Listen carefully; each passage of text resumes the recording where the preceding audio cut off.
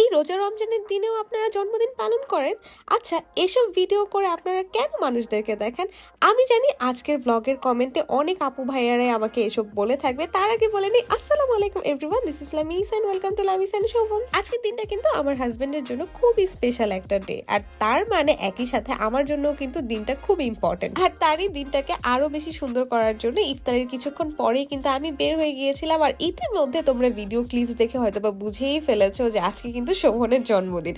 আর জন্মদিন কেক ছাড়া কি চিন্তা করা যায় বলো তো? তাই হাজবেন্ডকে সারপ্রাইজ দেওয়ার জন্য কেক নিয়ে নিলাম, আর বের হয়ে দেখি ফুলের দোকান। আর এই দিনে যদি হাজবেন্ডকে ফুল না দেয় তাহলে তো আমি একটা পাষাণ হৃদয়ের পরিচয় দিব। এদিকে সবকিছু কেনাকাটা শেষ করে আমি বাসায় চলে আসলাম, আর রুমে ঢুকেই কিন্তু আমি গোছগাছ শুরু করে দিয়েছিলাম। আর আমার আজকের প্ল্যান হচ্ছে হাজবেন্ডকে সারপ্রাইজ দেওয়া। আমি কিন্তু আমাদের বেডরুমে বসেই সবকিছু রেডি করে ফেলছিলাম। আর শোভন যেহেতু এই সময়টাতে বাসায় ছিল না, তাই আমি কিন্তু ড্রয়িং রুমে বা ডাইনিং রুমে কোনো প্ল্যান করিনি। আর এই কাজটা করার কারণ হচ্ছে ও যাতে বাসায় ঢোকা মাত্রই কোনো কিছু টের না পায়। এখানে আমি একা একা বেশ স্ট্রাগল করে এগুলো লাগিয়ে নিচ্ছিলাম। আর বাসায় যেহেতু ফেরি লাইটস ছিল, লাইটস গুলো অন করে দিয়েছিলাম। এত যে ভালো লাগছিল দেখতে। আর সেই সাথে নিজেও কিন্তু হালকা পাতলা সাজুগুজু করে এত সুন্দর একটা ড্রেস পরে নিয়েছিলাম। আর হ্যাঁ, এই ড্রেসটাই আমাকে কেমন লাগছে তা কিন্তু অবশ্যই কমেন্ট করে জানাবে। আর একটা মজার জিনিস দেখো, কেকটা আমি কিন্তু লুকিয়ে রেখেছিলাম, যেহেতু ফ্রিজে রাখতে পারছিলাম না তাই এসির কাছাকাছি রেখেছিলাম যাতে গলে না যায়। এদিকে ওয়েট করতে করতে প্রায় 12টার কাছাকাছি বেজে গিয়েছিল, আর আমি রুমের মধ্যে কেক ক্যান্ডেলস নিয়ে একদম রেডি হয়েছিলাম। আমার বরাবরই আমার প্রিয় মানুষ বা আপন মানুষদেরকে সারপ্রাইজ দিতে খুবই ভালো লাগে। আর আজকে পারফেক্ট টাইমে সবকিছু রেডি করতে পেরে না একদম নিজেকে সাকসেসফুল মনে হচ্ছিল। Happy birthday.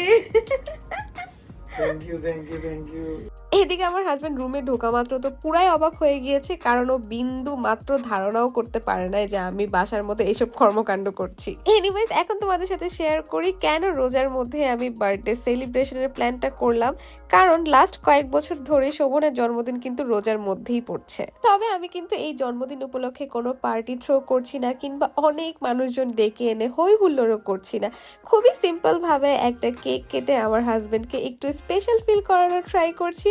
আর সেই সাথে ঘরোয়া পরিবেশে ফ্যামিলি মেম্বারদেরকে নিয়ে আনন্দটা ভাগাভাগি করতে যাচ্ছিলাম। আর আমার একটা ব্যাপার হচ্ছে, বার্থডে নিয়ে আমি অলওয়েজ এক্সাইটেড থাকি, কারণ আমাদের বাসায় ছোটবেলা থেকে আমরা সব বোনেরা এরকম সিম্পল ভাবে বার্থডে সেলিব্রেট করেই অভ্যস্ত। এদিকে কেক কাটার পর্ব শেষ হওয়া মাত্রই আমি আমার ননদের সাথে সুন্দর করে কয়েকটা ছবি তুলে নিয়েছিলাম, কারণ আজকে ওর ড্রেস আর আমার ড্রেসের কালার কিন্তু ম্যাচিং ম্যাচিং হয়ে গিয়েছে।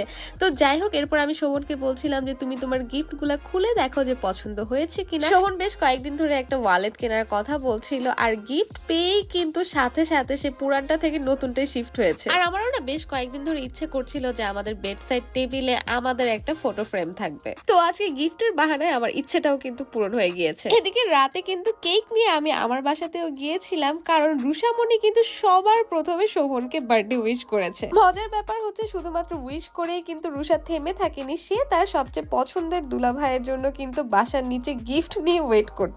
আমার এই ছোট্ট বোনটা মাশাআল্লাহ এত যে লক্ষ্মী আর এত ম্যাচিওর হয়ে গিয়েছে। সবাই কিন্তু আমার এই ছোট্ট রুষামণির জন্য অবশ্যই দোয়া করে দিও।